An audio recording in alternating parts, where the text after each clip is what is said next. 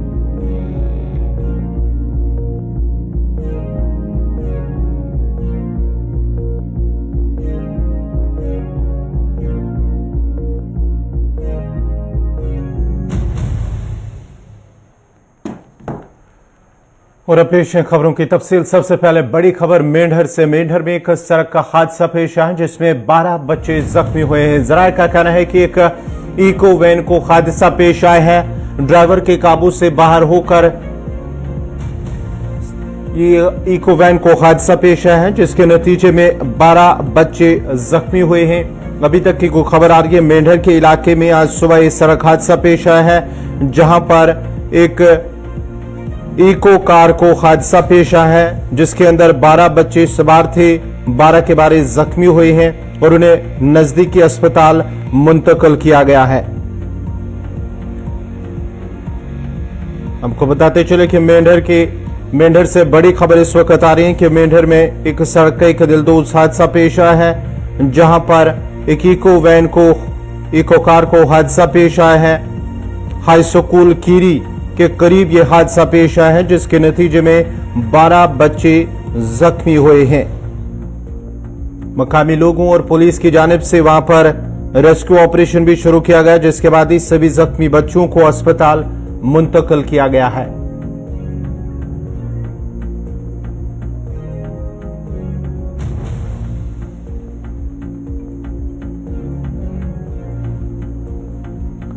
मेंढर से इस वक्त की बड़ी खबर, वहां पर सड़क हादसा पेश आया है जिसमें 12 बच्चे जख्मी हुए हैं। सभी जख्मियों को अस्पताल मुंतकिल किया गया है।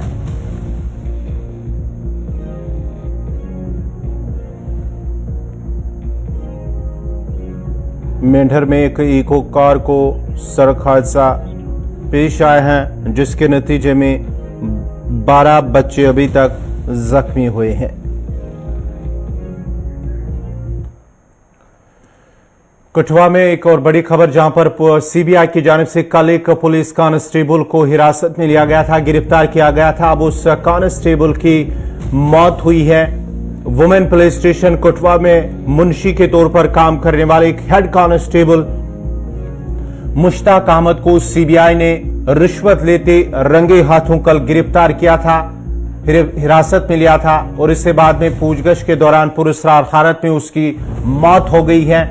इतलात के मुताबिक कठुआ के वुमेन पुलिस स्टेशन में काम करने वाले पुलिस एहलकार को सीबीआई की एक टीम ने एक शख्स की जानिब से 3000 रुपए रिश्वत तलब की शिकायत की बुनियाद पर गिरफ्तार किया था। उसकी सेहत बिगड़ने के बाद उसे मेडिकल कॉलेज कठुआ मुंतकिल किया गया, लेकिन वहां उसकी हालत मजीद बिगड़ गई और बाद में उसे दम तोड़ दिया।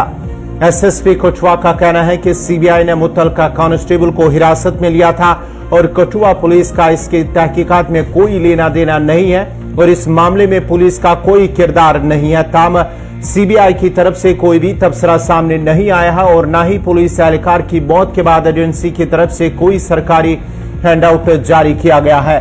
जराये के मुताबिक उसकी गिरफ्तारी के बाद पहले से ही सीबीआई की तरफ से जारी करदा एक हैंडआउट में कहा गया था कि पुलिस एहलकार को जिस शख्स ने शिकायत की थी उससे 3000 रुपए रिश्वत तलब करने के सिलसिले में गिरफ्तार किया गया था।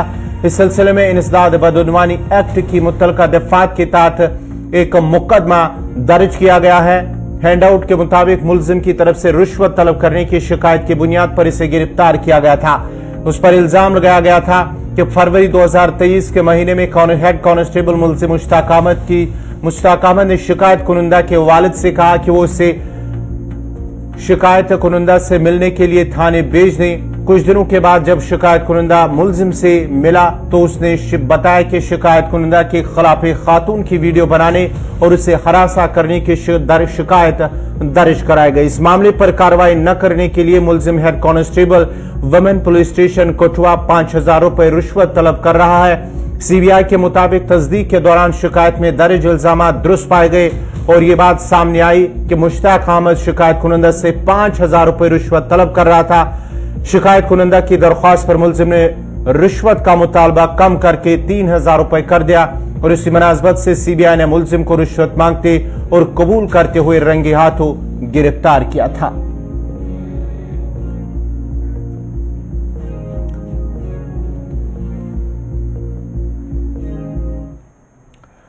और अब खबर है, गुज़िश्ता रोज हुए अवंतीपुरा में सड़क हादसे में एक और शख्स की मौत हुई है। अवंतीपुरा सड़क हादसे में एक और जख्मी शख्स अस्पताल में जख्मों की ताब न लाते हुए दम तोड़ बैठा।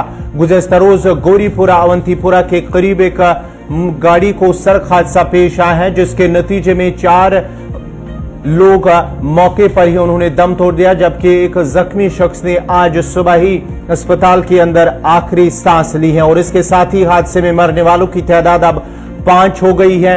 अवंतीपुरा सड़क हादसे में गुज़िश्ता रोज 4 की मौत हुई है और 28 जख्मी हुए थे। ये जम्मू से श्रीनगर की तरफ आ रही थी एक गाड़ी, जिसमें बिहार के रहने वाले 4 लोगों की कल मौत हुई है और 28 के करीब जख्मी हुए थे। सभी जख्मियों को अस्पताल मुंतकिल किया गया था, सिक्किम सोरा और उसके साथ साथ ही SMHS अस्पताल, जहां पर कई की हालत नाजुक बताई गई। और आज एक शख्स ने जख्मों की ताब न लाते हुए दम तोड़ बैठा और हादसे में अब मरने वालों की तादाद 5 हो गई है। और इस जो आज शख्स की मौत हुई है, इनका ताल्लुक भी जराये के हवाले से कहा जा रहा है, इनका ताल्लुक भी बिहार से ही है, क्योंकि कल जो 4 लोगों की मौत हुई है उनका ताल्लुक भी बिहार से बताया गया है।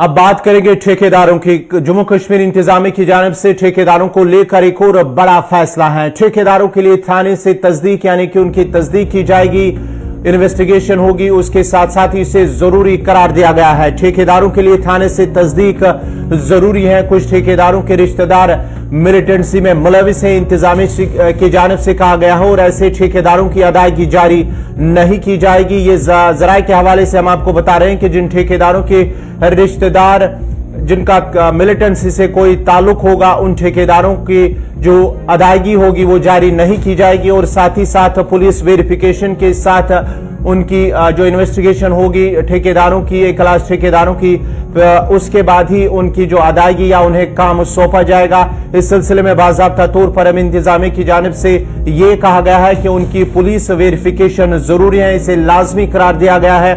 और उसके साथ साथ ही अगर किसी कॉन्ट्रैक्टर का कोई भी रिश्तेदार मिलिटेंसी के साथ वाबस्ता होगा तो उनके खिलाफ जो उनकी अदायगी नहीं होगी। इस सिलसिले में आपको बताते चले कि इससे पहले ही पहला जो लिस्ट सामने आया है उसमें करीब 34 कॉन्ट्रैक्टरों को डी रजिस्टर किया गया है।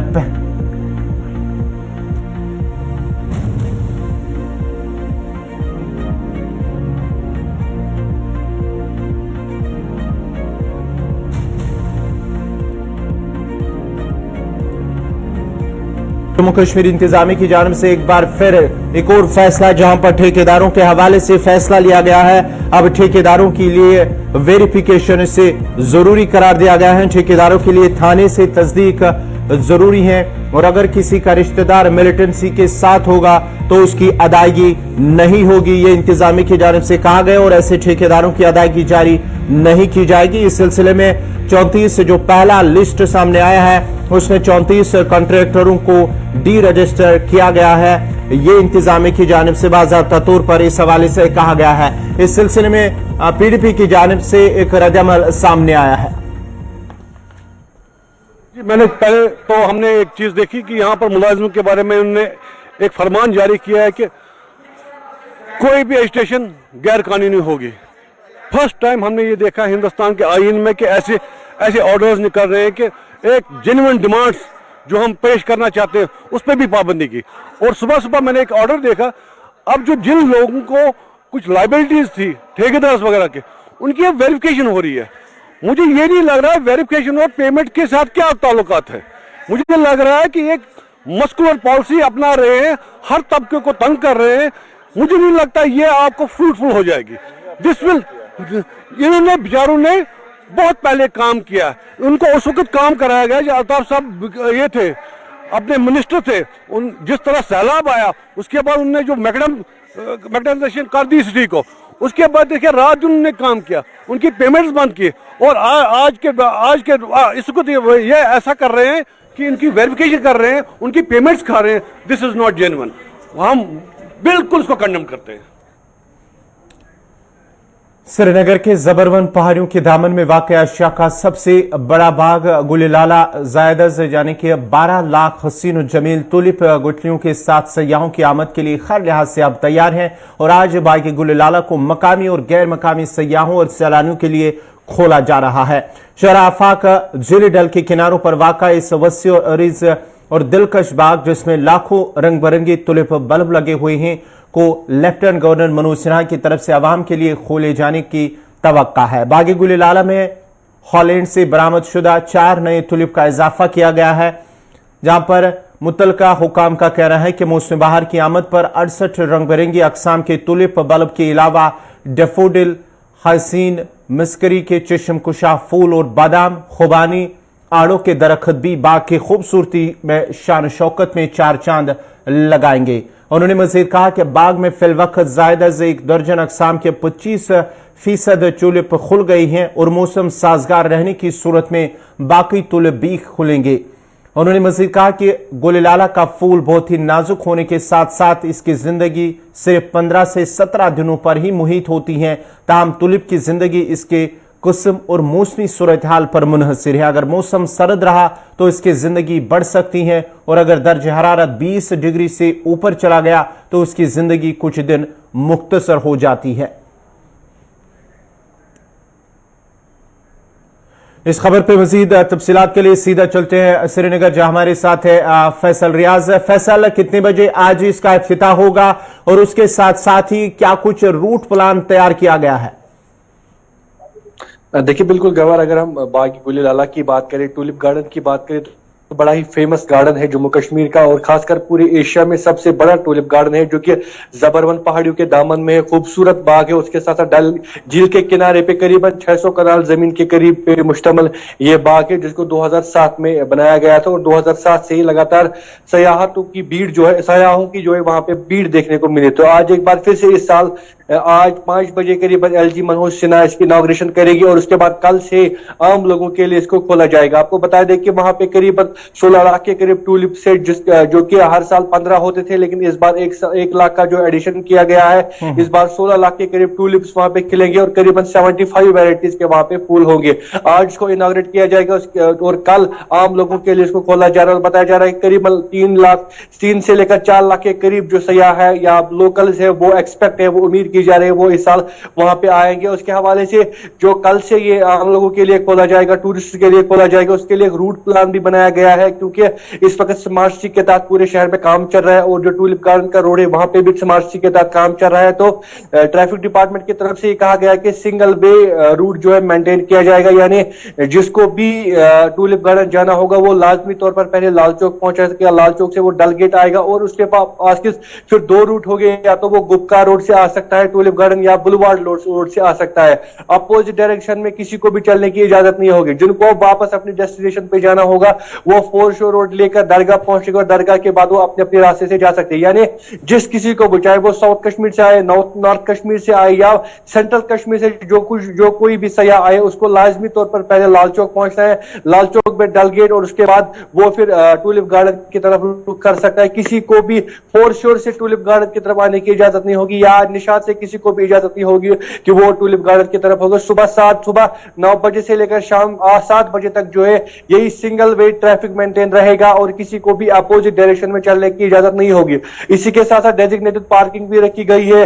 जो बॉटनिकल गार्डन का जो पार्किंग है वहां पे आप सैयाह अपनी गाड़ियां पार्क कर सकते हैं। कराला संगरी में जो ओपन लैंड है वहां पे रख सकते हैं। SKICC में पार्किंग का एहतमाम किया गया। उसके साथ साथ जो रॉयल स्प्रिंग गोल्फ कोर्स है वहां पे भी रख सकते हैं और उसके साथ साथ जो बॉटनिकल गार्डन में जो लैंड खाली है वहां पे जमीन है वहां पे गाड़ियां रख सकते हैं।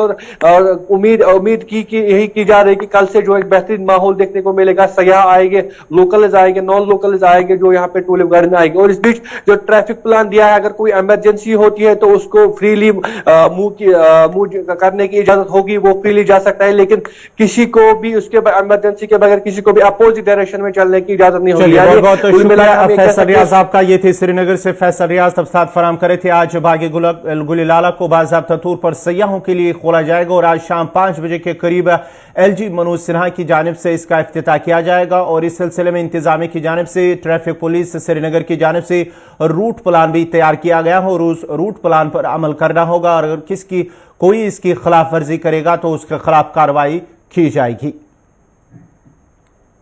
यूं तो साल भर सयाहों का रुख वादी कश्मीर की तरफ रहता है, मगर वादी कश्मीर में मौसमी बहार की आमद के साथ ही सयाहों की कसीर तादाद वादी का रुख करते नजर आ रहे हैं। वादी में इस दौरान मौसम खुशगवार होता है। जहां एक तरफ मुल्क भर से सयाह कश्मीर में छुट्टियां मनाने का इरादा करते हैं, लेकिन वहीं दूसरी तरफ भारत के बड़े शहरों से श्रीनगर के लिए हवाई जहाज का किराया देखकर वो अपना इरादा बदल लेते हैं। दिलचस्प बात यह है कि भारत के उन बड़े शहरों से खलीजी ममालिक हवाई जहाज का किराया श्रीनगर रूट के मुकाबले कम है। Kashmir chamber of commerce and industry के सेक्रेटरी जनरल फैज अहमद बख्शी का कहना है कि हमारे यहाँ डिमांड और सप्लाई काफी अच्छी है। एक तो यहाँ के मकामी लोग, फिर यहाँ के तलबा, नौकरी पेशा अफराद, मरीज और सयाह हवाई जहाज का इस्तेमाल करते हैं, लेकिन बदकिस्मती से हवाई जहाज के किराया में इजाफा हो रहा है, जिसकी वजह से सयाहत पर काफी मनफी असर पड़ सकता है। इसका तो एक एडवर्स इफेक्ट है हमारे टूरिज्म पर। हमारे जो ट्रैवलर्स हैं, डोमेस्टिक ट्रैवलर्स भी जो बाहर गए हुए हैं और इस टाइम वो वापस आ जाते हैं, या स्टूडेंट्स हैं या NRKs हैं जो बाहर सेटल्ड हैं, उनकी वहाँ छुट्टियाँ वगैरह हो जाती हैं और इस टाइम वो वापस आना चाहती है। उनके लिए तो बड़े ये तो कमर तोड़ महंगाई है। जो आज जैसे आपने कहा कि 15,000 से 20,000 तक का फेयर है, जो 6-7 हज़ार होना चाहिए। इसके लिए तो काफ़ी टाइम से हम आवाज़ उठा रहे हैं, उठाई भी है। और अभी हमारा जो टूलिप सीज़न जो 19 मार्च से होता है और वो बड़ा शॉर्ट लिव्ड होता है, 10, 12, 15 दिन तक रहता है।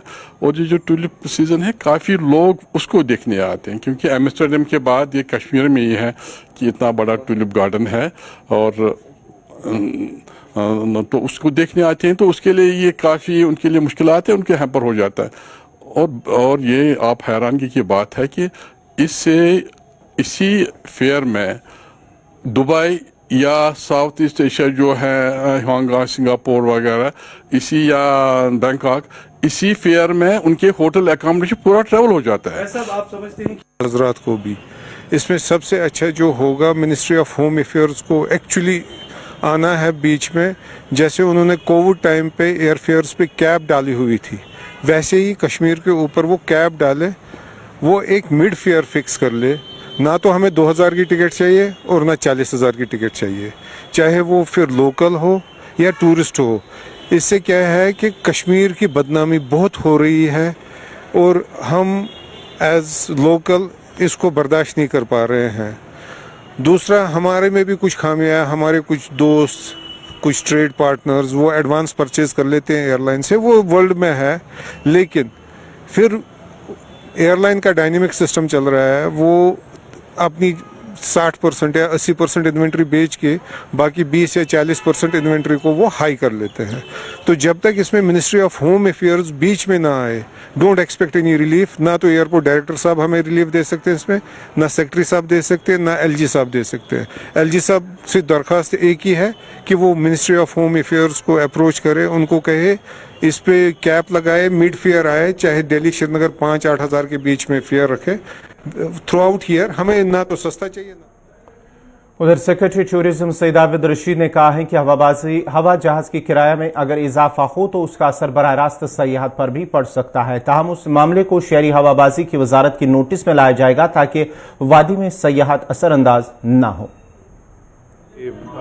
इस तरफ हमारी ख़ास तवज्जो हमने दी हुई है और पिछले आपने देखा होगा कि कोई तकरीबन 10-12 दिन से एयरफेयर्स ज़्यादा हो रहे हैं, तो इसमें जो भी सरकार की तरफ से whatever can be done in the ambit of rules regulations. पिछले 2 साल में there was a fair cap COVID के सिलसिले में मिनिस्ट्री ऑफ सिविल एविएशन का एक कोविड फेयर कैप था, वो कैप हटा दिया गया है। तो these are market forces operating right now, but definitely इसका एक बहुत इम्पैक्ट होता है टूरिज़्म पे। अब दिल्ली से यहाँ तक की जो एयरफेयर है वो नॉमिनल होनी चाहिए, वो ऐसी होनी चाहिए कि टूरिस्ट को प्रोहिबिटिव ना हो। इस बाबत मिनिस्ट्री ऑफ सिविल एविएशन से जो ये मामलात है बात की जाएगी, डेफिनेटली बात की जाएगी कि एक एनेबलिंग जो एटमॉस्फेयर है और ख़ास तौर पे जो किस तरह से हम इसको प्राइसेस को चेक में रखा जाए वो बहुत ज़रूरी है, बहुत ही ज़रूरी है। ये सिर्फ एयरफेयर्स की बात नहीं, ये बात है ग़ालिबन होटल्स की, ग़ालिबन बाकी रेट्स की, शिकारा की रेट की। तो ओवरऑल कलेक्टिवली हमें इस बाबत we should cooperate and make sure that it's a very pleasant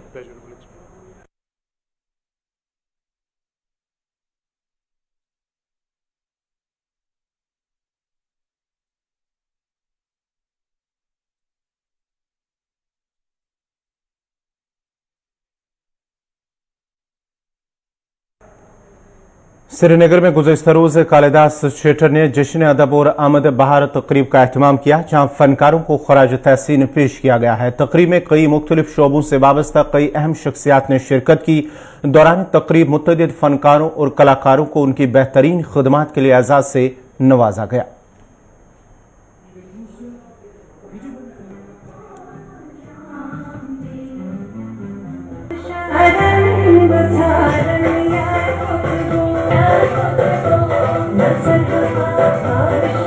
सलामत है तो हम सुर्ख ये मैं से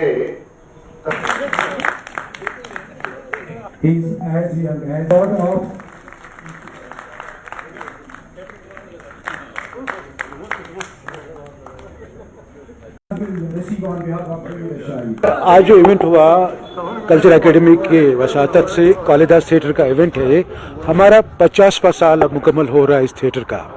और हमारे जो ऑब्जेक्टिव्स हैं कि जितने भी हमारे यहाँ जितना भी बड़े टैलेंट है, हमारे सीनियर आर्टिस्ट हैं, उनको हम फेलिसिटेट करें, उनका जो कंट्रीब्यूशन है उसको एक्नॉलेज करें। और उसके साथ साथ एक जो कल्चरल तहरीक है जिसे कई दहाइयों से एक जमूद आया था, उसको हम आगे ले जाना चाहेंगे इन आर्टिस्टों की वसात से। और हमारे पास टैलेंट नौजवानों में खासकर बहुत ज़बरदस्त टैलेंट है। और थिएटर के साथ साथ हमारा एक और हमने एक फ़ैसला किया है जो हमारा लिटरेचर है, जिसमें हमारे नौजवान बहुत कुछ लिखते हैं और मयारी लिखते हैं, उनको भी हम एनकरेज करें और हम कॉन्फ्रेंसेस करें, उनके उस टैलेंट को हम आगे उभारेंगे, उनको एक प्लेटफॉर्म, एक प्रोफेशनल प्लेटफॉर्म जो है उनको मुहैया करें ताकि वो अपने टैलेंट को शोकेस कर सके। क्योंकि हमारे पास इतने वसाइल नहीं है यहाँ पे, ना हमारे पास ऐसे कोई प्रोफेशनल इंस्टीट्यूट है।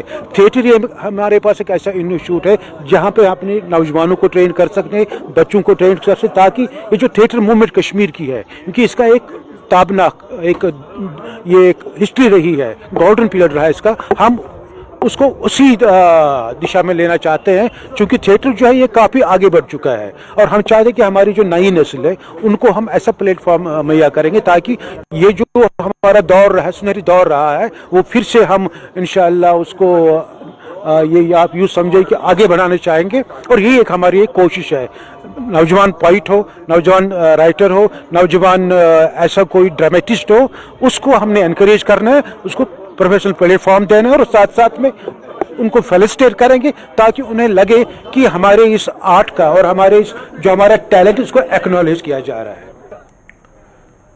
नाज़रीन, इसी के साथ ही उर्दू खबरनामा इख्तिताम पज़ीर हुआ चाहता है। अपने मेज़बान गौहर कुछ को इजाज़त दीजिए। अल्लाह हाफ़िज़।